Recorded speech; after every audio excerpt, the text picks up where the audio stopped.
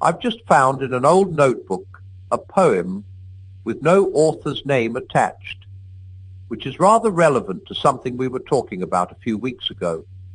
I mean, the haunting fear that there is no one listening, and that what we call prayer is soliloquy, someone talking to himself. This writer takes the bull by the horns and says, in effect, very well, suppose it is, and gets a surprising result. Here is the poem. They tell me, Lord, that when I seem to be in speech with you, since but one voice is heard, it's all a dream, one talker aping two. Sometimes it is, yet not as they conceive it. Rather, I seek in myself the things I hope to say, but lo, my wells are dry. Then, seeing me empty, you forsake. The listeners roll and through. My dumb lips breathe and into utterance wake the thoughts I never knew, and thus you neither need reply nor can. Thus, while we seem two talkers, thou art one forever, and I no dreamer, but thy dream. Dream makes it too like pantheism, and was perhaps dragged in for the rhyme. But is he not right in thinking that prayer in its most perfect state is a soliloquy?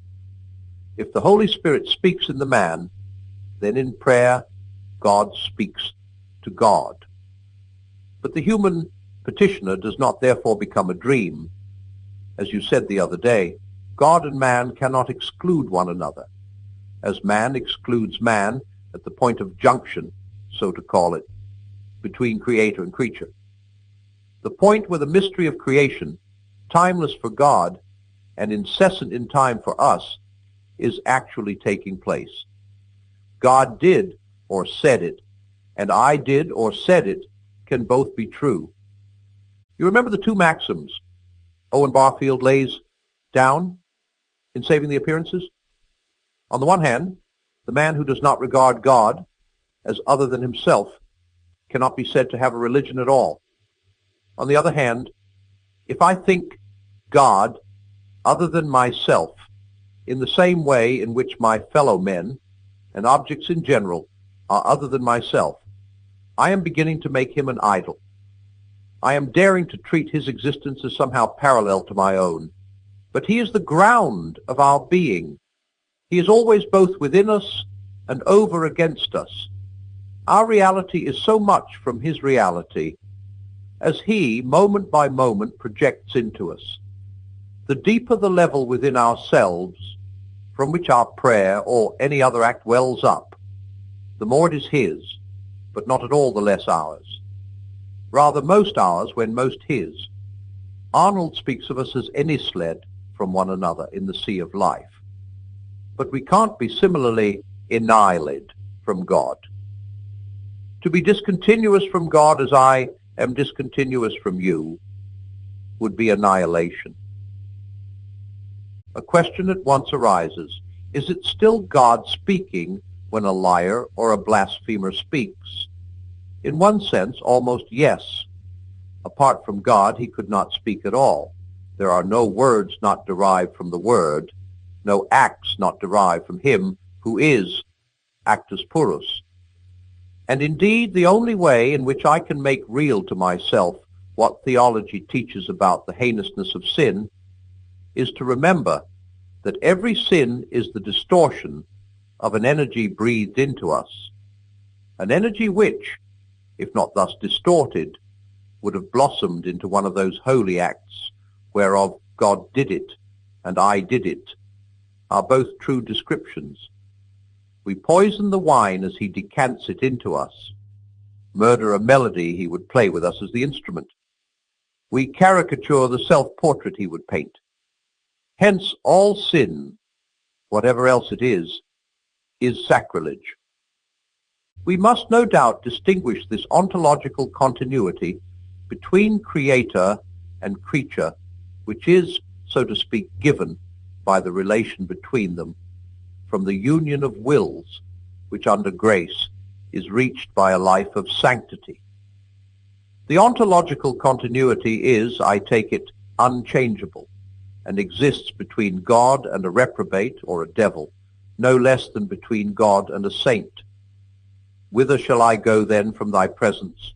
If I go down to hell, thou art there also. Where there is prayer at all, we may suppose that there is some effort, however feeble, towards the second condition, the union of wills. What God labors to do or say through the man comes back to God with a distortion which at any rate is not total. Do you object to the apparent roundaboutness? It could easily be made comic of the whole picture. Why should God speak to himself through man? I ask in reply, why should he do anything through his creatures? Why should he achieve the long way round through the labors of angels, men always imperfectly obedient and efficient, and the activity of irrational and inanimate beings, ends which presumably the mere fiat of omnipotence would achieve with instantaneous perfection? Creation seems to be delegation through and through. He will do nothing simply of himself which can be done by creatures. I suppose this is because he is a giver, and he has nothing to give but himself. And to give himself is to do his deeds, in a sense, and on varying levels, to be himself through the things he has made. In pantheism, God is all. But the whole point of creation surely is that he was not content to be all. He intends to be all in all. One must be careful not to put this in a way which would blur the distinction between the creation of a man and the incarnation of God. Could one, as a mere model, put it thus? In creation, God invents a person and injects him into the realm of nature. In the incarnation, God the Son takes the body and human soul of Jesus, and through that, the whole environment of nature, all the creaturely predicament, into his own being, so that he came down from heaven can almost be transposed into heaven drew earth up into it, and locality, limitation, sleep, sweat, footsore weariness, frustration, pain, doubt, and death are, from before all worlds, known by God from within. The pure light walks the earth. The darkness, received into the heart of deity, is there swallowed up. Where, except in uncreated light, can the darkness be drowned? I won't admit without a struggle that when I speak of God uttering or inventing the creatures, I am watering down the concept of creation. I am trying to give it, by remote analogies, some sort of content. I know that to create is defined as to make out of nothing ex nihilo. But I take that to mean not out of any pre-existing material. It can't mean that God makes what God has not thought of, or that he gives his creatures any powers or beauties which he himself does not possess. Why? We think that even human work comes nearest to creation when the Maker has got it all out of his own head. Nor am I suggesting a theory of emanations. The differentia of an emanation, literally an overflowing, a trickling out, would be that it suggests something involuntary. But my words, uttering and inventing, are meant to suggest an act. This act, as it is for God, must always remain totally inconceivable to man. For we, even our poets and musicians and inventors, never in the ultimate sense make. We only build. We always have materials to build from. All we can know about the act of creation must be derived from what we can gather about the relation of the creatures to their creator. Now, the very pagans knew that any beggar at your door might be a god in disguise. And the parable of the sheep and the goats is our Lord's comment. What you do or don't do to the beggar, you do or don't do to him. Taken at the pantheist extreme, this could mean that men are only appearances of God, dramatic representations, as it were. Taken at the legalist extreme, it could mean that God, by a sort of legal fiction, will deem your kindness to the beggar a kindness done to himself. Or again, as our Lord's own words suggest, that since the least of men are his brethren, the whole action is, so to speak, within the family. And in what sense, brethren? Biologically, because Jesus is man? Ontologically, because the light lightens them all? Or simply loved like brethren? It cannot refer only to the regenerate. I would ask first whether any one of these formulations is right, in a sense which makes the others simply wrong. It seems to me improbable. If I ever see more clearly, I will speak more surely. Meanwhile, I stick to Owen's view. All creatures, from the angel to the atom, are other than God, with an otherness to which there is no parallel, incommensurable. The very word to be cannot be applied to him and to them in exactly the same sense. But also, no creature is other than he in the same way in which it is other than all the rest. He is in it, as they can never be in one another. In each of them, as the ground and root and continual supply of its reality. And also in good rational creatures as light, in bad ones as fire, as at first the smouldering unease, and later the flaming anguish of an unwelcome and vainly resisted presence. Therefore of each creature we can say, this also is thou, neither is this thou.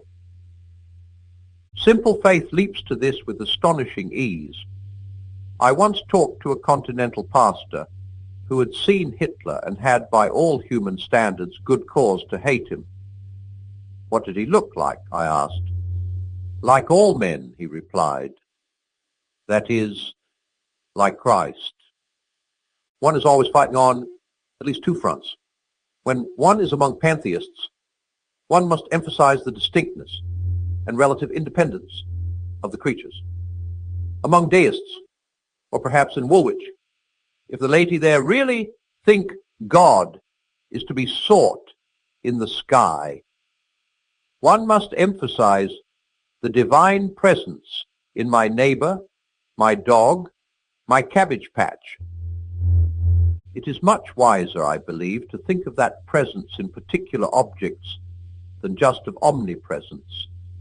The latter gives very naive people, Woolwich again perhaps, the idea of something spatially extended like a gas.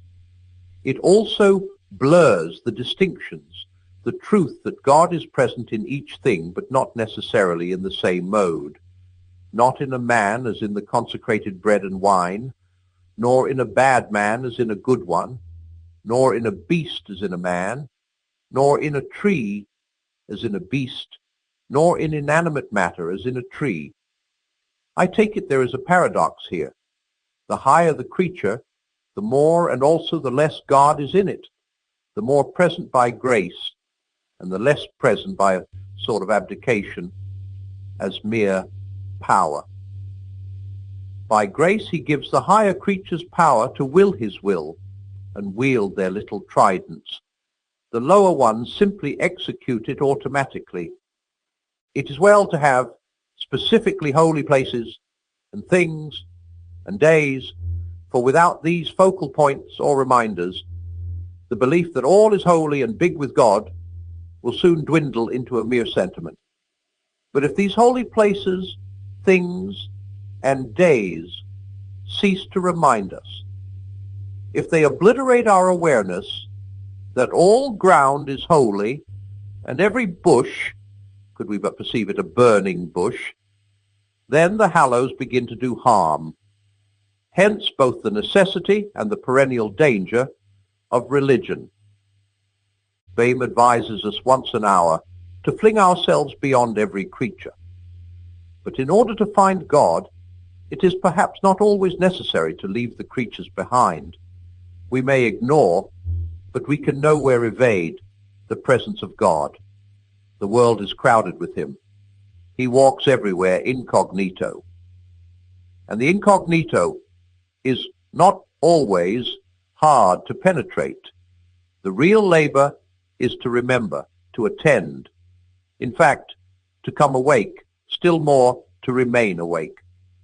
Oddly enough, what corroborates me in this faith is the fact, otherwise so infinitely deplorable, that the awareness of this presence has so often been unwelcome. I call upon him in prayer. Often he might reply, I think he does reply, but you have been evading me for hours. For he comes not only to raise up, but to cast down, to deny, to rebuke, to interrupt. The prayer, prevent us in all our doings, is often answered as if the word prevent had its modern meaning.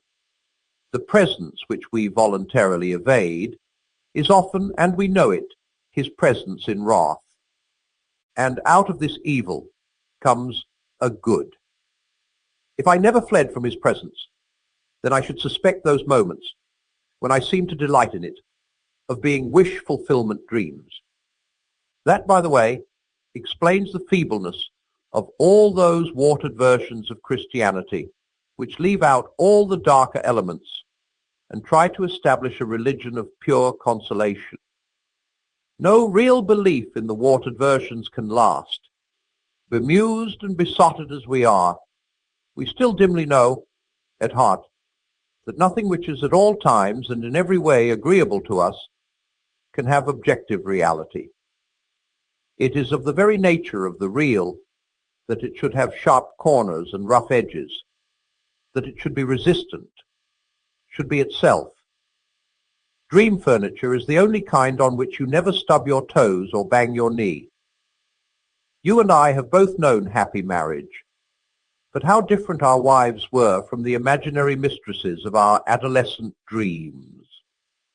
So much less exquisitely adapted to all our wishes, and for that very reason, among others, so incomparably better. Servile fear is, to be sure, the lowest form of religion. But a God such that there could never be occasion for even servile fear, a safe God, a tame God, soon proclaims himself to any sound mind as a fantasy. I have met no people who fully disbelieved in hell and also had a living and life-giving belief in heaven. There is, I know, a belief in both, which is of no religious significance. It makes these spiritual things, or some travesty of them, objects of purely carnal, prudential, self-centered fear and hope. The deeper levels, those things which only a mortal spirit can desire or dread, are not concerned at all. Such belief is fortunately very brittle. The old divines exhausted their eloquence, especially in arousing such fear. But, as they themselves rather naively complain, the effect did not last for more than a few hours after the sermon. The soul that has once been waked, or stung, or uplifted by the desire of God, will inevitably, I think, awake to the fear of losing him.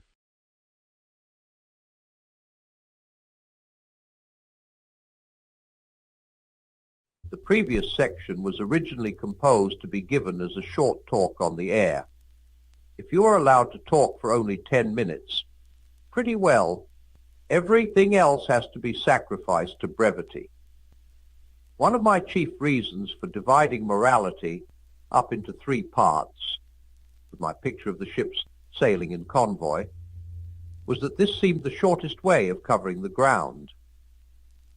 Here, I want to give some idea of another way in which the subject has been divided by old writers, which was too long to use in my talk, but which is a very good one.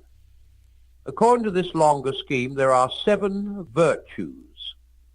4 of them are called cardinal virtues, and the remaining 3 are called theological virtues. The cardinal ones are those which all civilized people recognize. The theological are those which, as a rule, only Christians know about. I shall deal with the theological ones later on.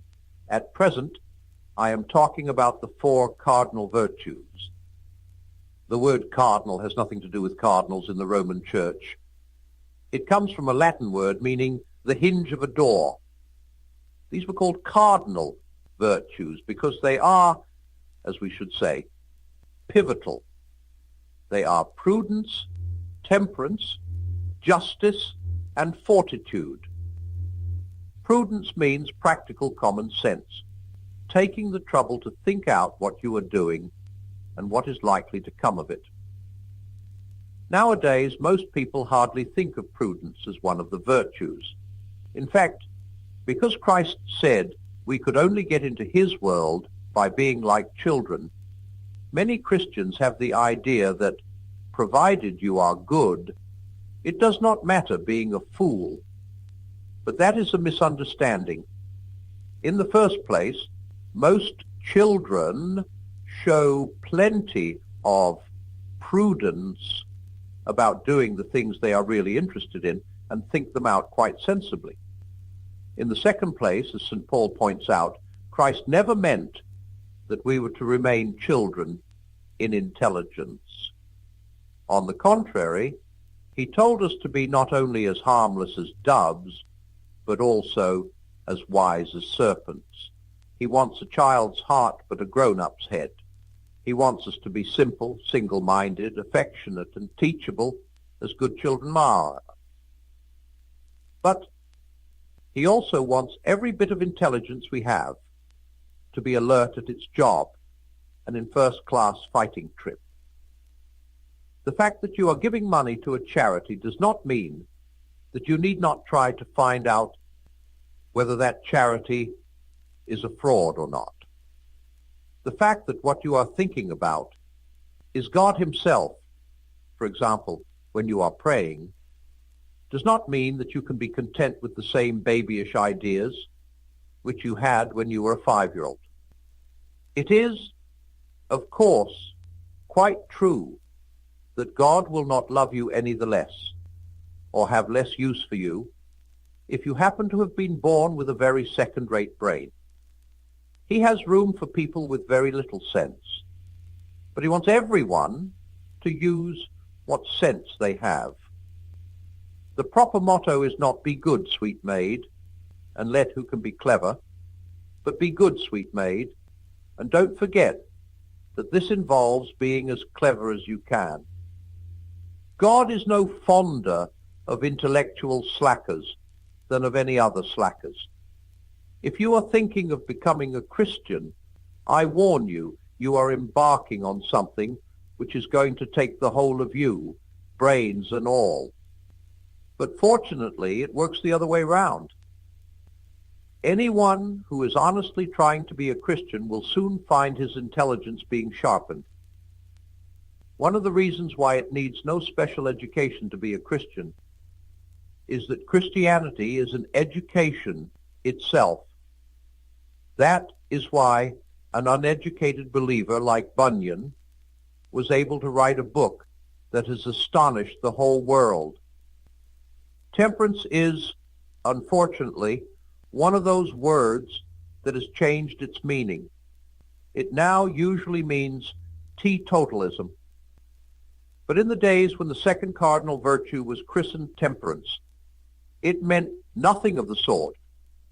Temperance referred not specially to drink, but to all pleasures, and it meant not abstaining, but going the right length and no further. It is a mistake to think that Christians ought all to be teetotalers. Mohammedanism, not Christianity is the teetotal religion. Of course, it may be the duty of a particular Christian, or of any Christian at a particular time, to abstain from strong drink, either because he is the sort of man who cannot drink at all without drinking too much, or because he wants to give the money to the poor, or because he is with people who are inclined to drunkenness and must not encourage them by drinking himself. But the whole point is that he is abstaining for a good reason from something which he does not condemn and which he likes to see other people enjoying. One of the marks of a certain type of bad man is that he cannot give up a thing himself without wanting everyone else to give it up. That is not the Christian way. An individual Christian may see fit to give up all sorts of things for special reasons, marriage or meat or beer or the cinema, but the moment he starts saying the things are bad in themselves, or looking down his nose at other people who do use them, he has taken the wrong turning. One great piece of mischief has been done by the modern restriction of the word temperance to the question of drink. It helps people to forget that you can be just as intemperate about lots of other things. A man who makes his golf or his motor bicycle the center of his life, or a woman who devotes all her thoughts to clothes or bridge or her dog, is being just as intemperate as someone who gets drunk every evening. Of course, it does not show on the outside so easily. Bridge mania or golf mania do not make you fall down in the middle of the road. But God is not deceived by externals. Justice means much more than the sort of thing that goes on in law courts. It is the old name for everything we should now call fairness. It includes honesty, give and take, truthfulness, keeping promises, and all that side of life. And fortitude includes both kinds of courage, the kind that faces danger, as well as the kind that sticks it under pain. Guts is perhaps the nearest modern English. You will notice, of course, that you cannot practice any of the other virtues very long without bringing this one into play. There is one further point about the virtues that ought to be noticed. There is a difference between doing some particular just or temperate action and being a just or temperate man. Someone who is not a good tennis player may now and then make a good shot. What you mean by a good player is the man whose eye and muscles and nerves have been so trained by making innumerable good shots that they can now be relied on. They have a certain tone or quality which is there even when he is not playing, just as a mathematician's mind has a certain habit and outlook which is there even when he is not doing mathematics. In the same way, a man who perseveres in doing just actions gets, in the end, a certain quality of character. Now it is that quality, rather than the particular actions which we mean when we talk of virtue. This distinction is important for the following reason. If we thought only of the particular actions, we might encourage three wrong ideas. 1.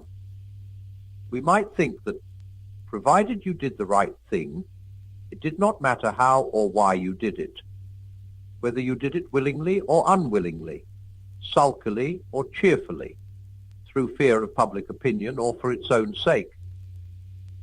But the truth is that right actions done for the wrong reason do not help to build the internal quality or character called a virtue.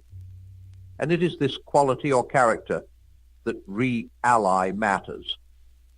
If the bad tennis player hits very hard, not because he sees that a very hard stroke is required, but because he has lost his temper His stroke might possibly, by luck, help him to win that particular game, but it will not be helping him to become a reliable player. 2.